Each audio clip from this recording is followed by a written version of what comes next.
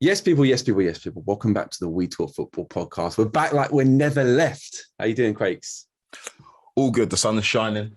We're on the brink of another Premier League season. The world is great. Chelsea are making signings. What more could I ask for?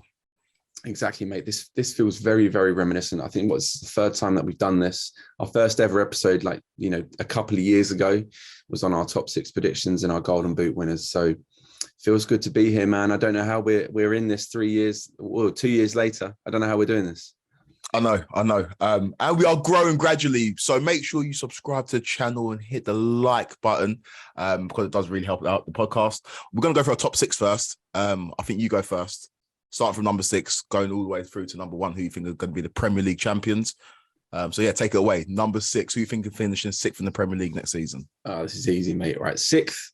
I've got my boys, West Ham. I think West Ham are finishing 6th. I think, obviously, at the end of last season, I think our squad's depth really let us down. But I feel that we've obviously lost a few key players, but we've also brought in a few key players, and we're still being linked with a few players before the end of the window.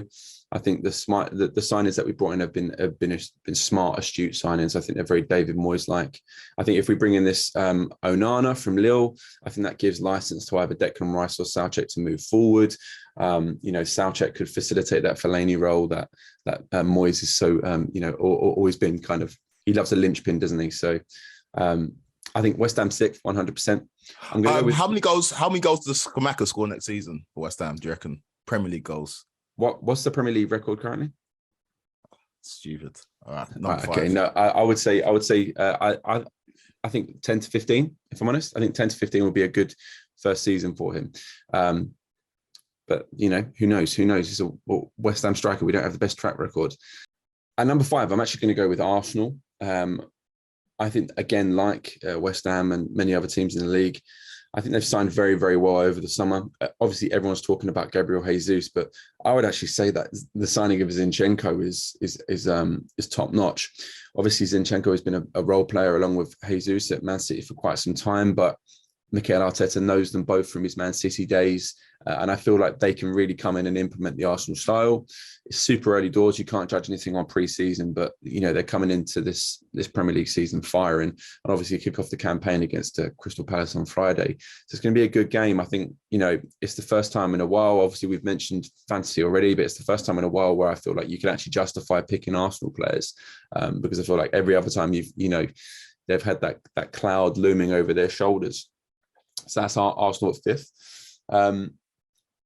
Spurs are my number 4 pick, actually. I think the fact that they'll have, again, they've signed very, very well over the summer.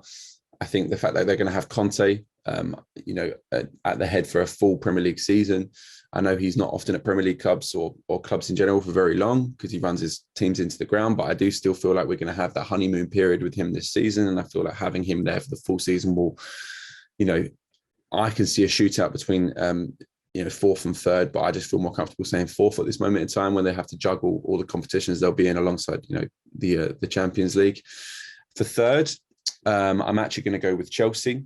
And I felt, and this isn't a dig, I did feel slightly uncomfortable in saying that the signings that you have brought in have been, decent signings. Kalidou Koulibaly is like a top drawer centre-back.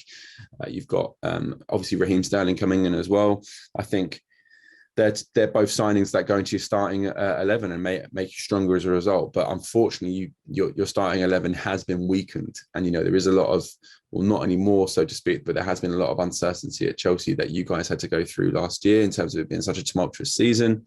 I think now until the end of the transfer window, I know you're being linked with everyone who's ever played football at this moment in time. But I think, obviously the big link right now is De Jong. If you can bring him in, I think that's another person who could potentially slot straight into your starting lineup. So I feel comfortable putting Chelsea in 3rd just because I feel like there was a significant distance between you and 4th last year. But I think going any further in the state that you're in at the moment would be a bit difficult. Do you think that your top 4 predictions or top 6 predictions will change depending on the business done this summer, or do you reckon it's pretty much set in stone? Well, these things are transient, aren't they? It can always change. But if I had to, as I said, we're making our top 6 prediction before the season starts. Next week, all of these teams could lose. Do you know what I mean? Who knows? Yeah. But yeah, of course, things could change slightly if Man United managed to sort all of their off the field troubles. There could be a chance that they could pit West Ham to sixth. Let's be honest, a lot of people are going to be shouting at the screen at me even saying that. Obviously, second, I'm going to go with Liverpool again. Not because I think they haven't strengthened or anything like that. It's just because I think City are arguably the best team in the world right now, and I think they have the most squad depth. I don't think they've really weakened too much, and the weaknesses that they have had, I think obviously I'm kind of talking about both teams here. I think the loss of Fernandinho had the potential to be huge, but they've kind of gone out there and picked up a Calvin Phillips, for example, who's arguably not on the level of Fernandinho, but he is a player that can come in and facilitate a role 100%. And with the ascendancy of Rodri last year, I expect him to continue progressing in his career. I think the signing of obviously the elephant in the room is the signing of Erling Haaland. They've gone a couple of seasons without signing a striker. We're playing with a striker really, and it will be assessing how they start to play with him up there. I know we've had the preview in the Community Shield, but I wouldn't say that's too much of an insight into how things will play out over a 38-game season. So Liverpool are going to finish second for me. And again, I do think Darwin Núñez is going to be it's Núñez, by the way, English viewers. I've been informed by my friends of Colombian and Caribbean descent. I edit some videos for the Cooligans. They told me it's Núñez, English people. Núñez, not Núñez, not Darwin Núñez. Núñez. Nah, it's Darwin no goals. He's okay.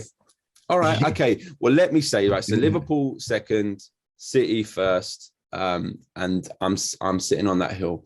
Should I go Golden Boot as well? No, let me go with my top six, and then we'll go through the other ones. Number 6, Man United.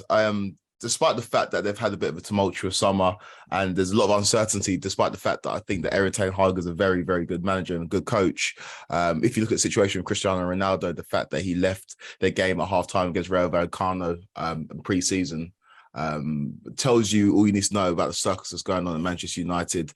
I would never call one of my favourite players of all time toxic, but I don't necessarily think his influence in the dressing room for a team that he doesn't want to play for anymore is going to be beneficial to some of the young players that Manchester United have got and some of the new players that Manchester United and Erik ten Hag have brought in this summer.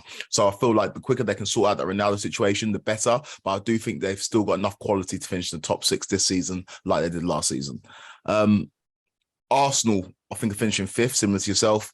There's been massive improvements. You talked about the signings they've made in regards to Gabriel Jesus, who looks like a perfect fit, had an incredible preseason. Arsenal fans, just remember the preseason's not the proper season, so goals in preseason don't count. So the fact that he's scoring all of these goals in preseason might not necessarily translate to the actual season, but I do think he's going to score a decent amount of goals to continue Arsenal momentum in regards to the style of football. But I don't necessarily think they're going to finish above where they finished last season. Like you touched on, Zinchenko is a great signing. Fabio Vieira is an unknown. Not too many people knew about him when they signed him from the Portuguese league.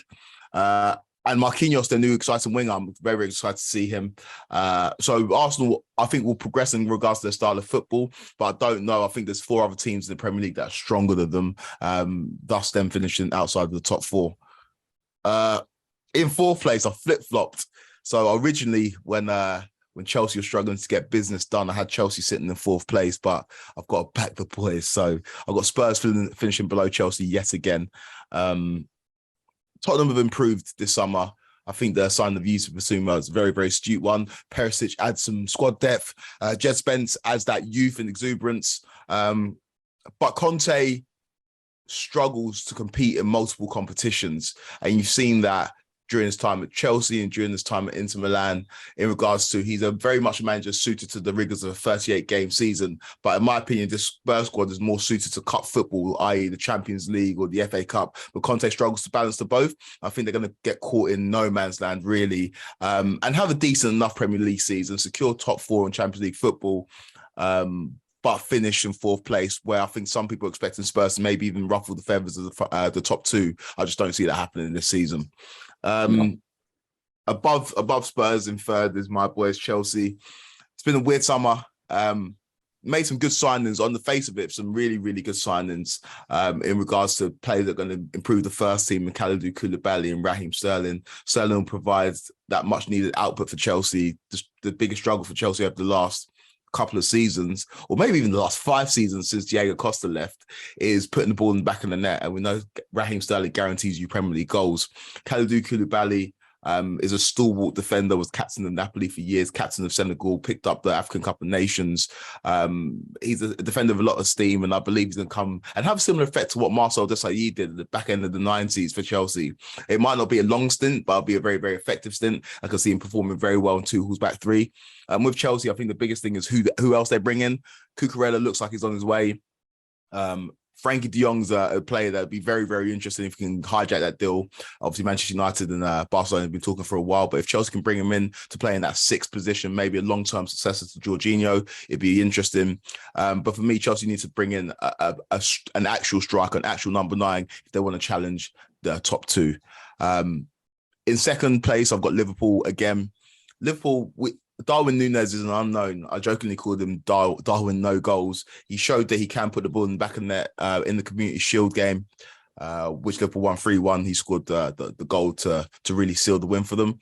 I think their style of play will change a lot. He's a lot more direct, Darwin Núñez, in his style of play in comparison to Sadio Mane, who was more of an inside forward or more of a player that could operate along the front line.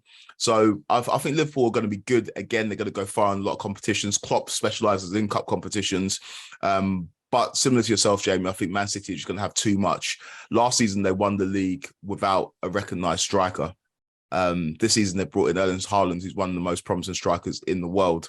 So I think it's only going to go one way, and the title is going to go back to the Etihad yet again for what the fourth time in 5 seasons, or fifth time in 6 seasons. It's becoming very, very Bundesliga-ish on these shores because Man City are just that good, and like you said, they're one of the best teams in the world. Yeah, 100%. I can't disagree with too much there. I think the only thing I would jump on is does Raheem Sterling guarantee Premier League goals in a Chelsea side? I think Raheem Sterling just guarantees you goals. They might not necessarily be the most pretty goals, but he'll give you goals because that's just what he's done. I know City create a hell of a lot more chances than Chelsea do, and he got a lot of goals arriving at the back post and a lot of tap-ins. But Raheem Sterling going to Chelsea, being the man to expected to score goals, because we haven't seen Kai Havertz put the ball in the back of the net on a consistent basis. We haven't seen Timo Werner doing a consistent basis. Mason Mount had a good season last year in terms of goals, but that's not what he does. Raheem Sterling is the man who's expected to provide us goals. I expect him to make that step up and score anywhere between 10 to 15 Premier League goals next season. Okay, I mean, I'm not going to sit here and disagree with you. It's more of a probing question to see how you thought about it. I think so. Our top 5 is exactly the same, and we've got different teams in top 6. I mean, it's I think it's the most in agreement we've ever been in our lives, Kwaku. I think it's outrageous that you think Man United are going to finish 6th, and I'll put this on record. I'll put this on wax. The fact that if De Jong goes to sign for Chelsea right now, Man United are a laughing stock more than they already are. It's outrageous to put Man United in the top 6? Like, outrageous? You think it's outrageous to say Man?